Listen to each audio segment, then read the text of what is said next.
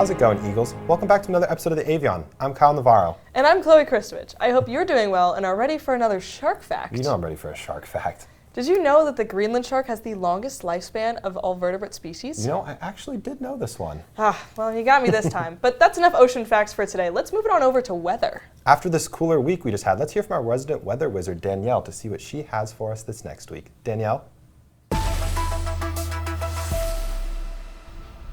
What's going on, Eagles? I'm Danielle Van Peltz. Let's remember that the 2023 hurricane season is far from being over, running June 1st all the way through November 30th. Now, we do have that El Nino season as well that's playing a factor in the tropics. We're still seeing some disturbances popping up all over the Atlantic and the Pacific as well. But what does El Nino do to those tropics? Well, here in the Atlantic, we're seeing more wind shear in our area. You may remember these past few years we've been seeing La Nina, complete opposite, meaning less wind shear. Since we have more wind shear, we're not seeing that much hurricane activity. Like I said, they are still popping up, but a lot of these storms are getting diverted up the Gulf Stream, completely avoiding Florida. And even before they make it to that point, they get ripped apart by that wind shear, which is the change in wind speed and or direction with height. When it comes to the Pacific, it's a little bit of a different story. If anything, they're getting the complete opposite here, guys. Less wind shear in the Pacific, meaning California, Mexico. We've been seeing a lot of dangerous storms popping up in that area. And of course, weaker trade winds as well as playing a factor keeping those Pacific storms very active, warmer water temperatures and higher moisture content. When it comes to North America, down here in the south, we're seeing a lot cooler temperatures during the fall and winter seasons compared to what we see in a La Nina season, complete opposite. And in the north, we're seeing warmer temperatures during the fall and winter, meaning we're seeing a lot more rain in the south during the fall and winter, hence why we've been seeing those thunderstorms starting to pop up.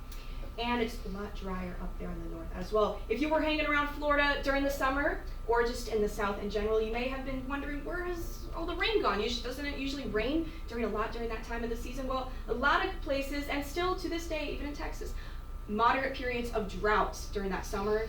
But now that we're moving into those fall-like temperatures, conditions, and of course the winter, we're starting to see that strong El Nino kick in. Let's bring things more locally to our country, Florida, as well. Not only El Nino's affecting us, you may woke up this morning and said, whoa, it's really cold outside, a lot colder than normal. Well, it's that El Nino and a big cold front. Over the weekend, this cold front, all the way from Midwest Great Plains area, has been moving through down to our south. Let's remember, though, behind a cold front are those colder temperatures, and ahead of a cold front is the warmer temperatures. By the time you're watching this on this beautiful Monday morning, or whatever day you may be watching, that cold front has definitely passed through, causing our temperatures to be drastically cold. 53. Now, it may not be cold to you, but as a Florida girl, it's pretty cold to me, okay? But of course, that cold front's going to be pushing through. Monday, it's going to be today, coldest day of the week, okay? Right about now, we're seeing low to mid 60s throughout the days. Highs are going to be low 70s. Lows are going to be, of course, in those mid to low 50s. So it is going to be a pretty cold day. Dew point 43. We're not going to be seeing that much moisture today, folks, and the humidity is going to be pretty low. Visibility is looking great, and the wind is pretty on average. I do want to point out, high for today, 71, low for today, 55.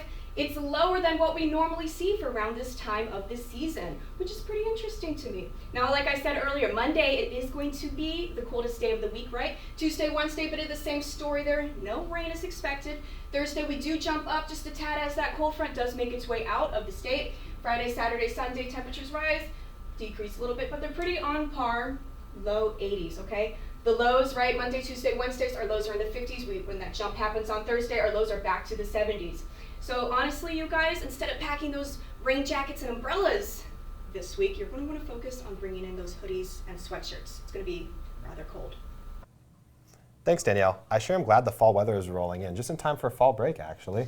Yeah, speaking of fall break, I hear Dominic has some important tips for those of you who might be traveling out of town for the weekend. Dominic? Hey Eagles, I hope everyone is having a great day so far. The big story on campus this week is the upcoming fall break. Classes are canceled this Thursday and Friday to give all of us Eagles time to relax, unwind, and visit home for those of us that might be from farther away. Some quick travel tips for fall break. Make sure to get to the airport at least 2 hours before your flight is scheduled to take off and pack some snacks in your carry-on to make for some smooth airport travels. I'll be one of the Eagles that will be flying out of MCO this weekend to go back and visit my family and friends in New Jersey. Next, whether it is the beach, Space Center, Disney World, or just catching up on some sleep in your dorm, there is still so much for those of us that are staying on campus to do this weekend. Just remember to note the changes in operations of dining locations around campus.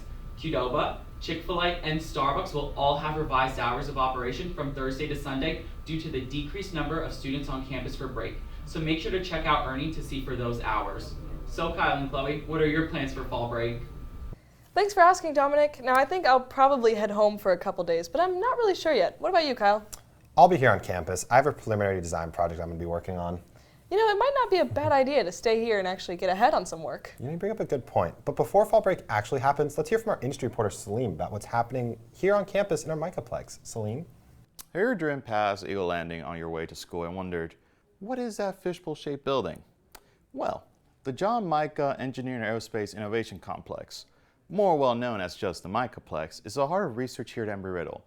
This space is used by numerous companies, including Vidigo, Boeing, Tedfig, and many more, to develop, refine, and introduce many new technologies and theory regarding the aerospace industry. There they work on all sorts of aircraft, such as eVTOL, drone, rotorcraft, and many others. You'll probably use this space if you're an engineering student, especially as you progress your way through your degree. In A315, for instance, you'll probably conduct labs here to test out aerodynamic principles for your projects. For example, you can learn how pitot tubes work to measure different aerodynamic parameters on a winglet. And of course, if you want to know more about this building, make sure to go to Ernie and search of the Micaplex Research Center. As always, I'm Salim Roig, your industry reporter. Thanks, Salim. It's always nice to hear about stuff happening on campus instead of off campus. Yeah, I know, but moving from academics to sports, I hear that our not-so-rookie sports reporter has quite the update for us. David? It feels great to be back. I'm David Allgood with your update on Embry-Riddle athletics and more.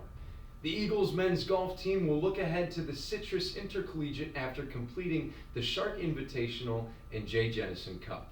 Tiago Barney earned Male Athlete of the Week for his stellar performance. He shot below par on all 3 rounds and was able to finish with his first top 10 result. It was a great start for Embry-Riddle's women's golf as they finished 6th at the Golf Week D2 Collegiate Invite. Head coach Maria Lopez remarked how proud she was of her team's resilience. On the soccer pitch, both teams will play twice this week. The first matchup against Florida Southern and later in the week facing St. Leo.